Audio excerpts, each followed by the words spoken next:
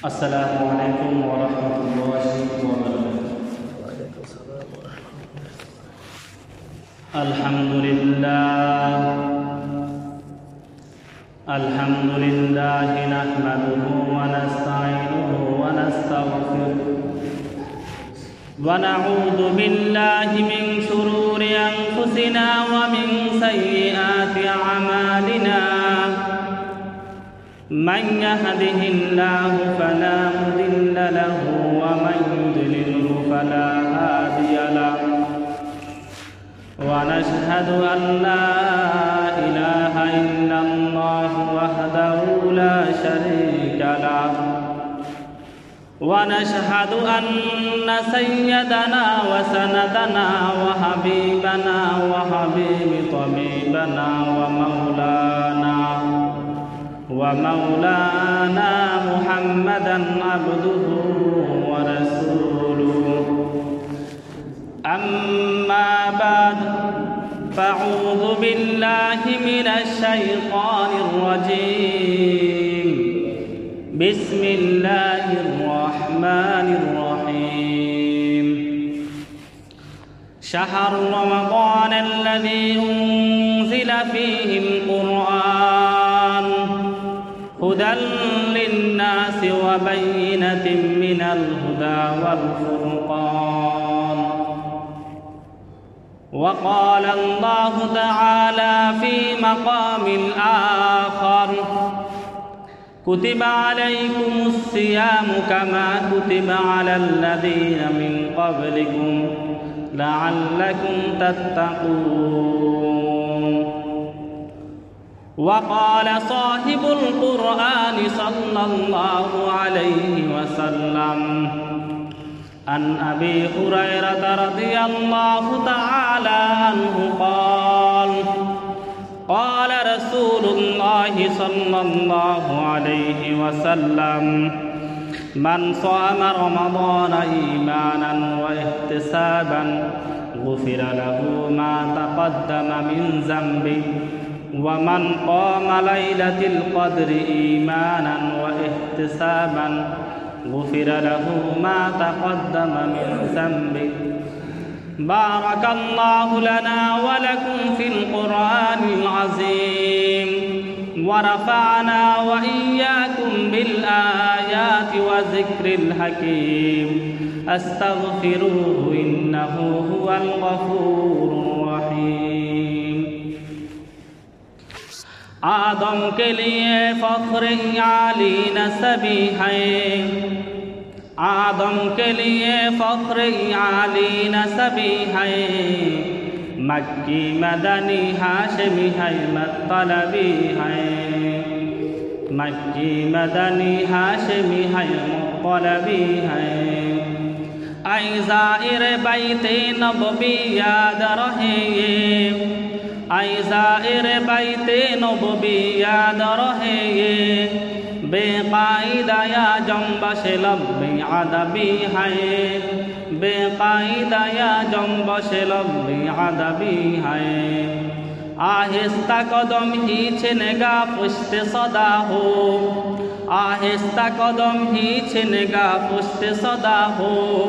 खाविद इहा रूह रसूल अरबी है, खाविद इहा रूह रसूल अरबी है। फाकीज़ा तरज़ अर्श समा जन्नत फिरदौस, फाकीज़ा तरज़ अर्श समा जन्नत फिरदौस। आराम गाहे पाक रसूल अरबी है, आराम गाहे पाक रसूल अरबी है। मैं दूर हूँ मजबूर हूँ ऐ सैयद आलम, मैं दूर हूँ मजबूर हूँ ऐ सैयद आलम। दीदार दिखाते नहीं आवाज़ सुना दो, दीदार दिखाते नहीं आवाज़ सुना दो। मैं सूरत यूसुफ को नहीं चाहने वाला, मैं सूरत यूसुफ को नहीं चाहने वाला। मैं का इसके मनंदे नहीं आशिक लैला, मैं आशिक मौला हूँ मेरे आशिक मौला हूँ मेरे इश्क देवाला, ये जुमला जहाँ जिसकी तजल्ली से उजाला, ये जुमला जहाँ जिसकी तजल्ली से उजाला। ला इलाहा इल्लल्लाह, ला इलाहा इल्लल्लाह, ला इलाहा इल्लल्लाह, ला इलाहा इल्लल्लाह, ला इलाहा इल्लल्लाह, ला इलाहा इल्लल्लाह, ला इलाहा इल्लल्लाह, ला इलाहा इल्लल्लाह, ला इलाहा इल्लल्लाह, ला इलाहा इल्लल्लाह मुहम्मदुर रसूलुल्लाह सल्लल्लाहु अलैहि वसल्लम। আল্লাহ রব্বুল আলামিনের লক্ষ কোটি শুকরিয়া যে মহান রব্বুল আলামিন আমাদিগকে আজ শাওয়াল মাসের প্রথম জুমা আসার বসার কিছু কথা শোনার বলার তৌফিক দান করেছেন। সেই জন্য সেই মুনিবের দরবারে অন্তরের অন্তঃস্থল থেকে শুকরিয়া আদায় করি। সবাই বলি আলহামদুলিল্লাহ। মাহে রমজানের পরে যে মাসটা গুরুত্বপূর্ণ তা হলো শাওয়াল মাস। আল্লাহ পাক রব্বুল আলামিন বান্দার উপর রমজানের 30টা রোজা ফরজ করেছেন। কেন করেছেন? আল্লাহ পাক রব্বুল আলামিন বলেছেন, কুতিবা আলাইকুমুস সিয়াম কামা কুতিবা আলাল্লাযীনা মিন ক্বাবলিকুম লাআল্লাকুম তাত্তাকুন। আমি বান্দার উপরে রোজা ফরজ করেছি কেন জানো? যাতে বান্দা মুত্তাকি হতে পারে, ফরেজগার হতে পারে। এই জন্য রমজানে আল্লাহ পাক রব্বুল আলামিন বান্দাকে আমল করার বিভিন্ন সুযোগ দান করেছেন। যেমন রমজান মাসে খতমে তারাবি আছে, রোজা রয়েছে, এগুলো কত সওয়াবের জিনিস। এবং কি সাথে সাথে রমজান মাসে যদি কেউ 1 টাকা দান করে, সদকা করে, তাহলে 70 টাকা সদকা করার সওয়াব আল্লাহ পাক রব্বুল আলামিন রমজানে দিয়েছেন। রমজান ছাড়া অন্য কোনো মাসে দেন নাই। এটা একটা রমজানের বৈশিষ্ট্য ছিল। যা হোক, আমাদের রমজান মাস শেষে আমরা শাওয়াল মাসের আজকে প্রথম জুমাতে এসেছি। শাওয়াল মাসের গুরুত্ব ফজিলত কম না। শাওয়াল মাসে আল্লাহ পাক রব্বুল আলামিনের পক্ষ থেকে আরো 6টি রোজা আছে। আল্লাহ রাসূল সাল্লাল্লাহু আলাইহি সাল্লাম হাদিস শরীফের মধ্যে বলেছেন, আন আইয়ুব আনসারী রাদিয়াল্লাহু তাআলা আনহু قال আন্না রাসূলুল্লাহ সাল্লাল্লাহু আলাইহি সাল্লাম মান সামা রমাদানা।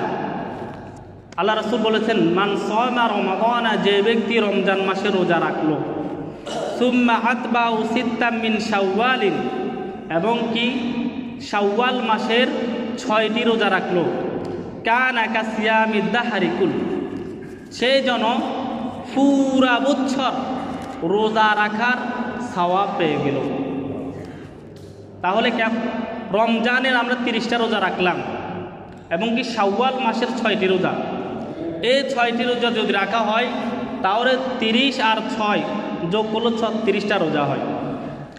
তাহলে এখন আল্লাহ রাসূল সাল্লাল্লাহু আলাইহি সাল্লাম বলেছেন, কেউ যদি রমজান মাসের 30টা রোজা রাখে এবং কি শাওয়াল মাসের 6টি রোজা রাখে, পুরা বছরের রোজা রাখা সওয়াব পাওয়া যাবে। যেমন আল্লাহ পাক রব্বুল আলামিন সূরা আনআমের মধ্যে ওইখানে বলেছেন, কেউ যদি একটা নেক আমল করে, আল্লাহ পাক রব্বুল আলামিন ওই একটা নেক আমলের পরিবর্তে 10 গুণ তার আমল নামার মধ্যে সওয়াব বৃদ্ধি করে দিবেন। এই জন্য কেউ যদি একটা রোজা রাখে, তাহলে একটা রোজা রাখলে ওইটাকে আল্লাহ পাক রব্বুল আলামিন 10 দিয়ে পূরণ দিয়ে 10টা সওয়াব দিয়ে দিবেন। তাহলে যদি এমন হয়, তাহলে 30টাকে যদি আমরা 10 দিয়ে পূরণ দিই তাহলে 300, আর 6কে যদি 10 দিয়ে পূরণ দিই তাহলে কত হয়? 60। 360, আরবি মাস 360 দিনে 1 বছর, অথবা 358 দিনে 1 বছর হয়, কিন্তু ইংরাজি মাস 365 দিনে অথবা 366 দিনে 1 বছর হয়।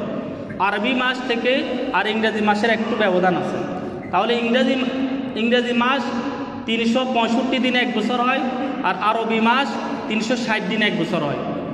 তাহলে আল্লাহ পাক রব্বুল আলামিনের হাবিব যে বলেছেন, কেউ যদি রমজান মাসের 6টি রোজা রাখে, রমজান মাসের 30টা রোজা রাখার পরে শাওয়াল মাসের 6টি রোজা রাখে, তাহলে পুরা বছর ইবাদতের রোজা রাখলে যে সওয়াব আল্লাহ পাক রব্বুল আলামিন বান্দার আমল নামার মধ্যে সে সওয়াব দান করবেন।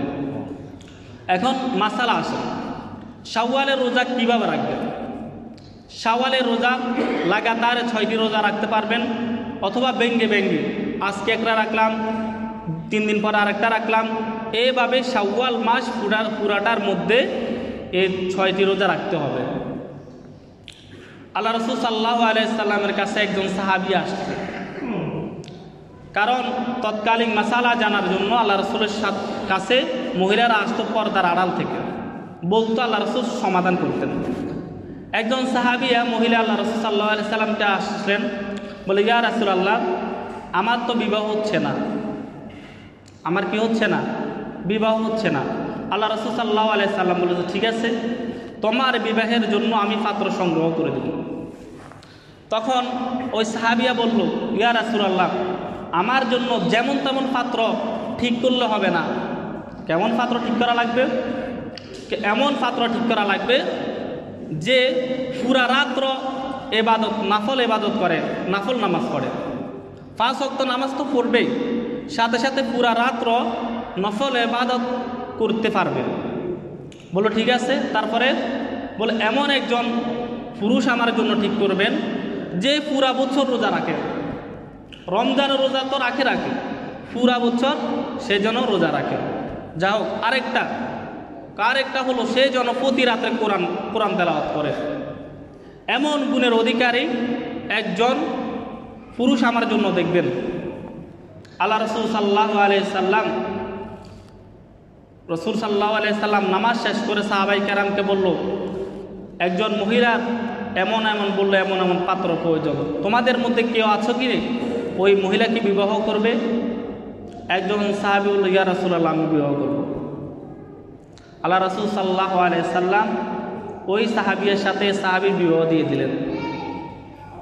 কিছুদিন পর ওই সাহাবী আল্লাহ রাসূল সাল্লাল্লাহু আলাইহি সাল্লামের কাছে আসলেন, বলে, ইয়া রাসূলুল্লাহ, আপনি তো বিবাহ দিয়ে দিয়েছেন, কিন্তু আমার 3টা শর্ত ছিল, আমি ওর কাছে একটা শর্ত পেলাম না।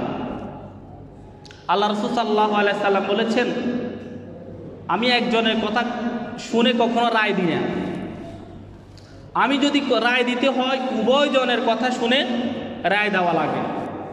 আজকে তো আমাদের সমাজে একজনের কথার উপর রায় হয়ে যায়, একজনে বিচার দিচ্ছে, ঠিক আছে তোমার বিচার কার্যকর, আরেকজনে করছে কি এটা খোঁজখবর নেওয়া হয় না। আল্লাহ রাসূলের যুগে যদি একজন অভিযোগ নিয়ে যেতেন, যার বিরুদ্ধে অভিযোগ দেওয়া হয় তাকেও আনা হতো, সামনাসামনি কথা মোকাবেলা করে তারপর সিদ্ধান্ত দেওয়া হয়।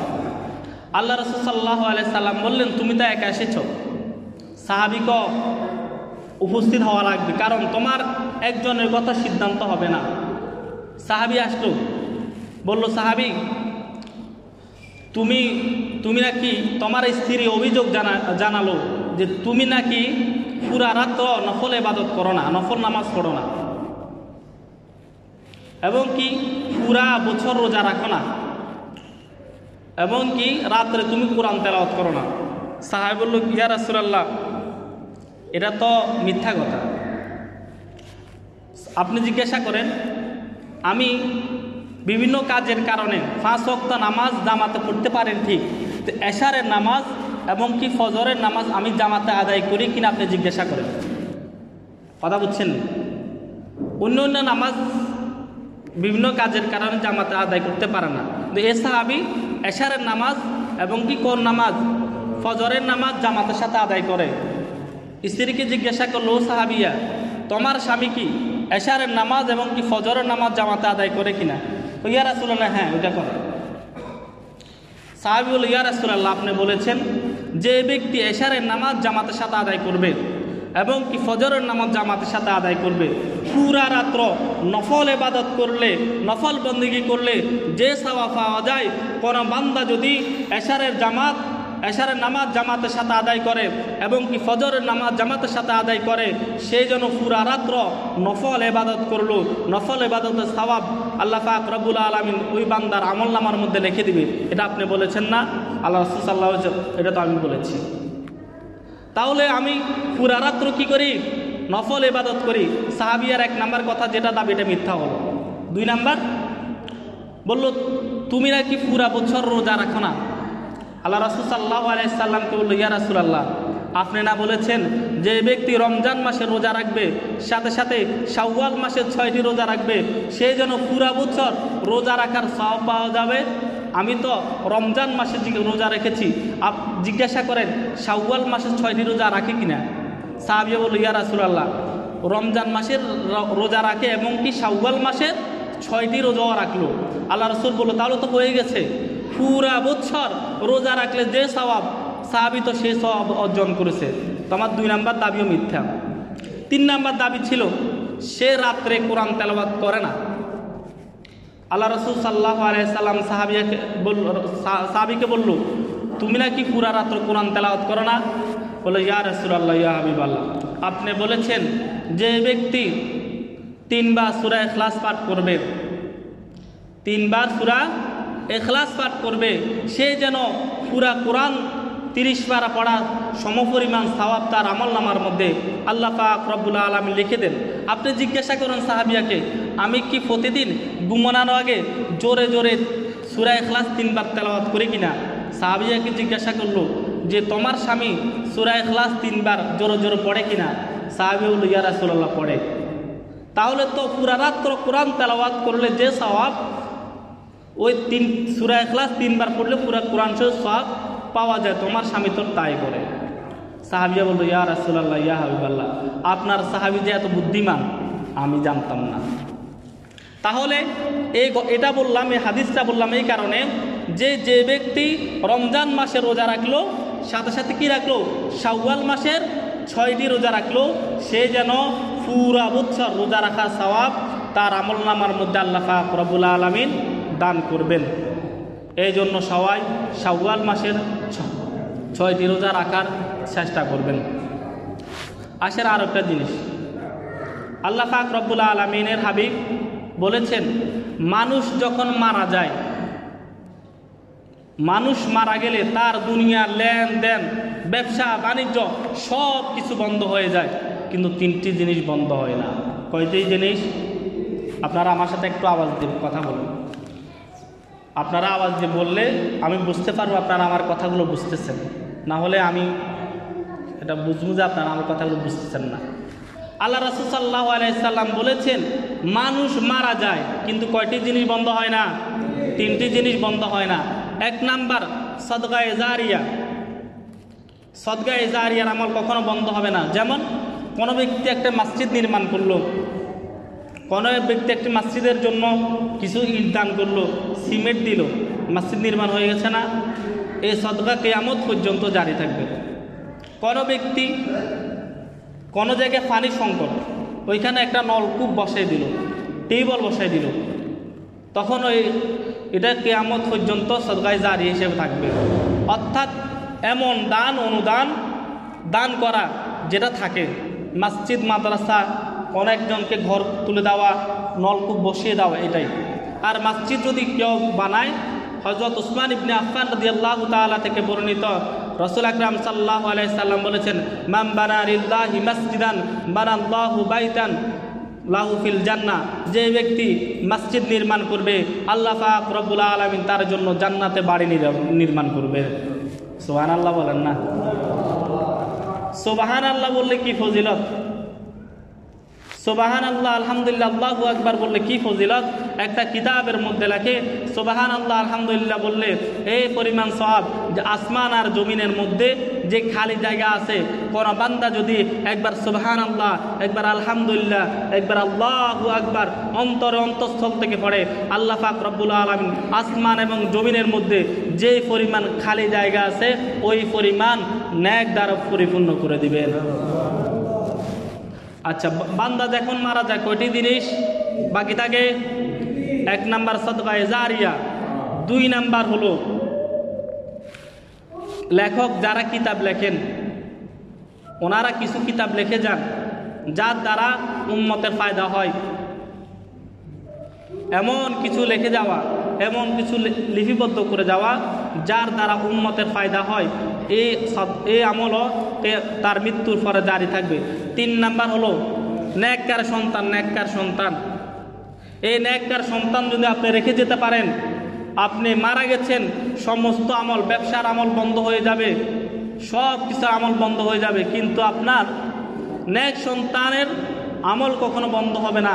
নেক সন্তান যখন আপনার কবরের পাশে গিয়ে পড়বে, রব্বির হামহুমা কামা রব্বায়ানি সগীরা, মুনাজাতে যখন বলবে, হে আল্লাহ আমার পিতামাতাকে আপনি মাফ করে দেন, আল্লাহ পাক রব্বুল আলামিন হযরত জিবরাইল আলাইহিস সালাতু ওয়াস সালামকে বলবে, ও জিবরাইল কার সন্তান দোয়া করে দেখো তুমি।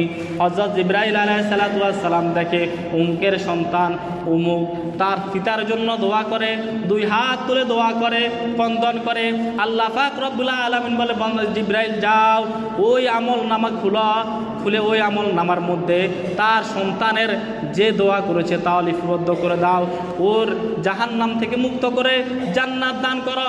কারণ সে পৃথিবীর মধ্যে এমন একটা সন্তান রেখে গিয়েছে, এমন একজন সন্তান রেখে গিয়েছে যে সন্তান তার মা বাবার জন্য দোয়া করে, যে সন্তান নামাজের মধ্যে দোয়া করে, যে সন্তান মা বাবার কবরস্থানে গিয়ে সূরা ফাতিহা পড়ে, ইখলাস পড়ে, বিভিন্ন সূরা পড়ে, তার মা বাবার জন্য দোয়া করে।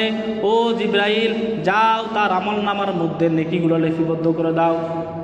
তাহলে 3 সন্তান যদি রেখে যেতে পারেন, আপনার আমল নামার মধ্যে সাদকায়ে জারিয়া থাকবেই থাকবে, কখনো বন্ধ হবে না।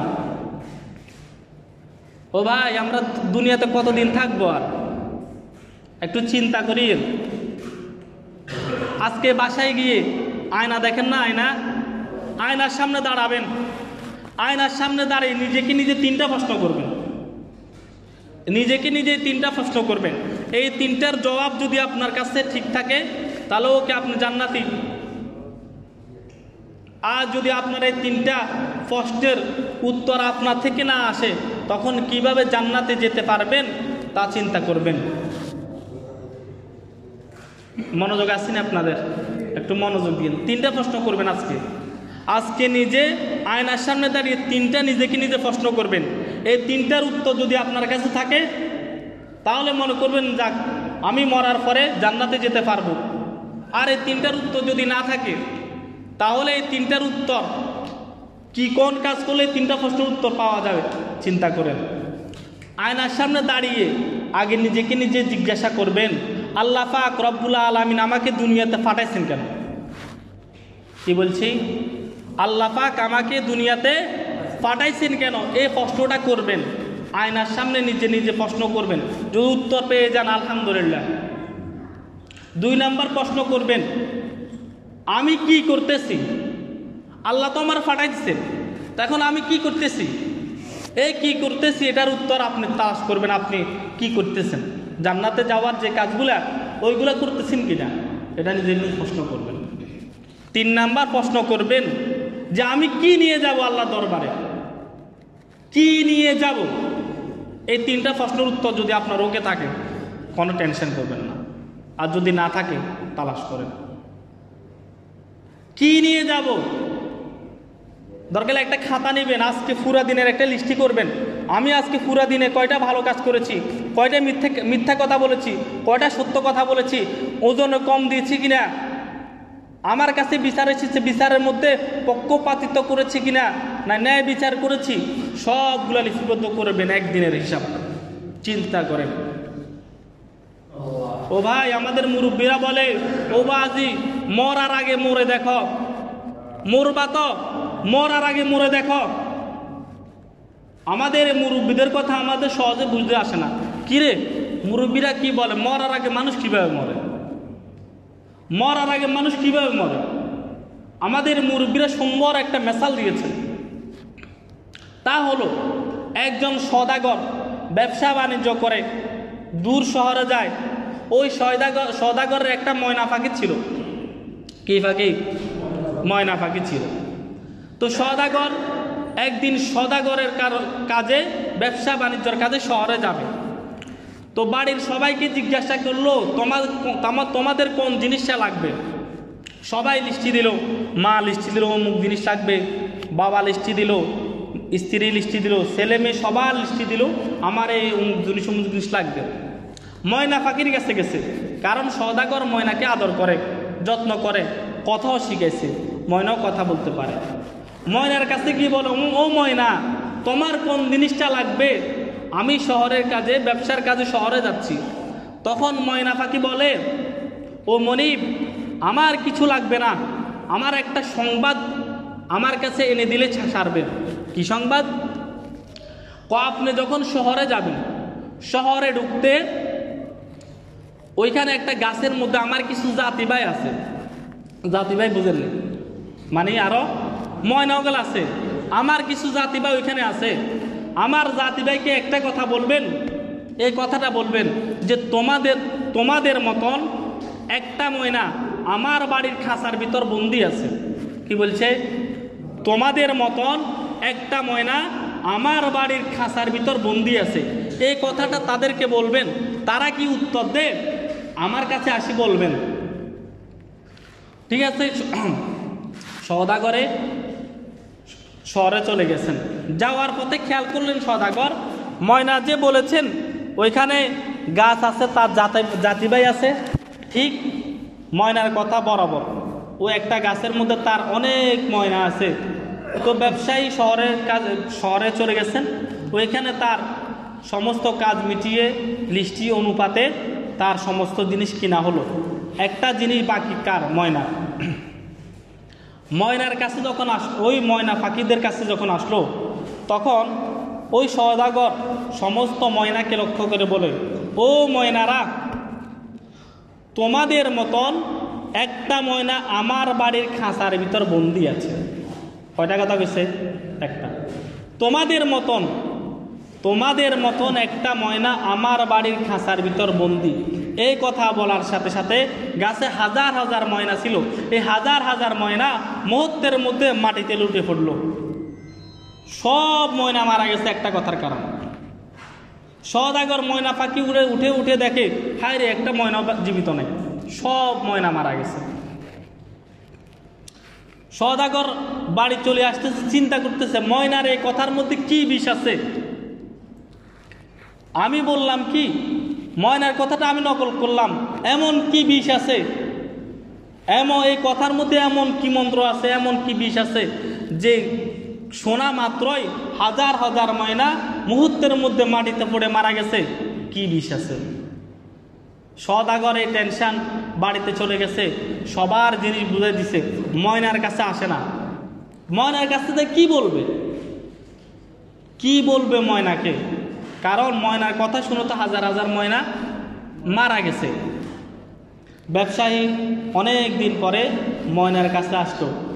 তো ময়না বলতেছে, মালিক, আপনি আজকে শহর থেকে আসছেন, অনেক দিন হয়ে গেছে, এমন কোনো দিন নাই যে আপনি আমার সাথে কথা বলা ছাড়া থাকেন না। আজকে অনেক দিন হয়ে গেছে, আপনি আমার সংবাদটাও দিলেন না, আমার সাথে কথা বললেন না। সওদাগর কি বলবে? টেনশন করতেছে। তো সওদাগর বলতেছে, ও ময়না, তুমি যে কথাটা বললা, আমি তোমার জাতি ভাইকে এই কথাটা বললাম। ময়না বলল, কি উত্তর দিয়েছে আমার জাতি ভাইরা? তখন সওদাগর বলল, আমি এই কথা বলার সঙ্গে সঙ্গে গাছের মধ্যে যত ময়না ছিল সব ময়না মারা গেছে। এই কথা তার ময়নাকে বলেছে, তার ময়নাও মারা গেছে। এই কথা শুনে তার ময়নাও মারা গেছে। ব্যবসায়ী তারও চিন্তা, কিরে, এই ময়নার কথা তাদেরকে বললাম তারা মারা গেছে, তাদের কথা আমার ময়নাকে বললাম সেও মারা গেছে। কি কারণ? অনেকক্ষণ গবেষণা করার পরে ময়নাকে নাড়ে ছাড়ে, ময়নার কোনো ইয়া নেই। যাও, মারা গেছে, খাঁচার মধ্যে তো রাখি লাভ নাই। তখন ময়নাকে যখন ছেড়ে দিচ্ছে, ফালাই দিছে, ময়না গাছের আঘাত, জীবিত কোথায় গেছে? গাছের আঘাত। সদাগর চিন্তা কি রে, ময়নাকে তুমি না মারা গেছ, এখন যে জীবিত? ও সদাগর, ও আমার মালিক, আমি যেভাবে জীবিত আমার ওই জাতিবারা জীবিত আছে। ওরা আমাকে একটা সংবাদ দিয়েছে, সংবাদ। আমি আমার জাতিবাইয়ের কাছে একটা মেসেজ পাঠিয়েছি যে তোমরা তো স্বাধীনভাবে উঠতেছ, স্বাধীনভাবে থাকতেছ, যখন মন চায় যেখানে যাইতেছ। আমি তো আমার মালিকের খাঁচার ভিতর বন্দি আছি। আমি যদি তোমাদের মতো স্বাধীনভাবে উঠতে চাই তাহলে কি করতে হবে? আমার জাতিবাইরা আমাকে এই মেসেজটা পাঠিয়েছে, ও ময়না, তুমি যদি আমাদের মতো স্বাধীনভাবে উঠতে চাও, মরার আগে মরে দেখো, মরার অ্যাক্টিং করো। মরার অ্যাক্টিং যদি তুমি করতে পারো, পারফেক্ট করতে পারো, তোমার মনিবে তোমার ছেড়ে দিবে, তুমি আমাদের সাথে মুক্ত বাতাসে থাকতে পারবা। আমাদের বুজুর্গরা এই জন্য বলে, ও বাজি, মরার আগে নিজে চিন্তা করো যে আমি মারা গেলাম, মারা যাওয়ার পরে আমার আমল নামার মধ্যে কি হবে, আমি কি ন্যাক আমল করেছি, কতটুকু ন্যাক আমল করেছি, এতটুকু ন্যাক আমল দ্বারাই কি আমি আল্লাহ তৈরি জান্নাতে যেতে পারবো কিনা, এইভাবে চিন্তা করো। যদি এভাবে তুমি চিন্তা করে সমস্ত কাজ করতে পারো, ওই ময়না পাখি যেভাবে তার স্বাধীনভাবে উড়ার একটা সুযোগ পেয়ে গেছে, তুমিও যদি চিন্তা ভাবনা করে মরার আগে মরে দেখে নিজ আমলগুলা করতে পারো, আল্লাহর তৈরি জান্নাতে তুমিও যেতে পারবে। এই জন্য আমরা নেক আমল করবো, দরকার আছে কিনা? দেখেন, রমজান মাস চলে গেছে, নেকির মাস চলে গেছে। রমজান মাসে খতমে তারাবির প্রথম 5-6 দিনে পুরা মসজিদ জাম থাকে, তারপর আস্তে আস্তে কমতে থাকে। আবার শবে কদরের দিন, যাক, শবে কদরের দিনও কি থাকে? মসজিদ পরিপূর্ণ থাকে, সারা রাত্র ইবাদত করে। ঈদুল ফিতরে ঈদের দিনও মোটামুটি মসজিদের দাম থাকে। তারপর থেকে মুসল্লিরা যে হারায় যায়, মাইকিং করিও মুসল্লি পাওয়া যায় না। সামনে তুন মসজিদে মাইকিং করতে হবে, হারানো বিজ্ঞপ্তি করে, কারণ মুসল্লিতে নাই। এই জন্য ও বাবাজিরা, মরার আগে একটু চিন্তা ভাবনা করেছেন, আপনি যে আমলগুলো করেছেন এই আমলগুলো দিয়ে কি আপনি জান্নাতে যেতে পারবেন কিনা। সর্বোপরি কথা হলো, রমজান মাস শেষ, শাওয়াল মাস আমাদের চলতেছে। আজকে 2 তারিখ শাওয়াল মাসের। এই শাওয়াল মাসে 6টি রোজা রাখার চেষ্টা করব ইনশাআল্লাহ। আর কমাস কম একজন ছেলেকে হলো মাদ্রাসা ভর্তি করাবো। কারণ নেক সন্তান যদি আপনি রেখে যান, নেককার সন্তান যদি রেখে যান, আপনার জন্য দোয়া করবে, আল্লাহর কাছে দোয়া করবে। আপনি চিন্তা ভাবনা করতেছেন আপনি উচ্চশিক্ষিত বলেন, কোনো সমস্যা নেই, কিন্তু এমন সন্তান রেখে যাবেন যে মৃত্যুর পরে আপনার জানাজার নামাজ পড়াইতে পারে, এমন একটা সন্তান রেখে যান। এমন একটা সন্তান রেখে যান যে আপনার মরার পরে আপনার জন্য দোয়া করবে, আপনার মৃত্যু অবস্থায় আপনার পাশে বসে কোরআন তেলাওয়াত করবে। এমন একটা সন্তান যদি রেখে যেতে পারেন, আল্লাহ রাসূল সাল্লাল্লাহু আলাইহি সাল্লাম বলেছেন যে মানুষ মরে যায় কিন্তু 3টি আমল বাকি থাকে, নেককার সন্তান বাকি থাকে। এই নেককার সন্তান আপনার জন্য দোয়া করবে। আল্লাহ পাক রব্বুল আলামিন আমাদের সবাইকে রমজান মাসে যেভাবে আমরা ইবাদত বন্দেগী করেছি, শাওয়াল মাসে সেভাবে ইবাদত বন্দেগী করার তৌফিক দান করুক। ওয়া আখিরু দাওয়ানা ওয়া আলহামদুলিল্লাহি রাব্বিল আলামিন।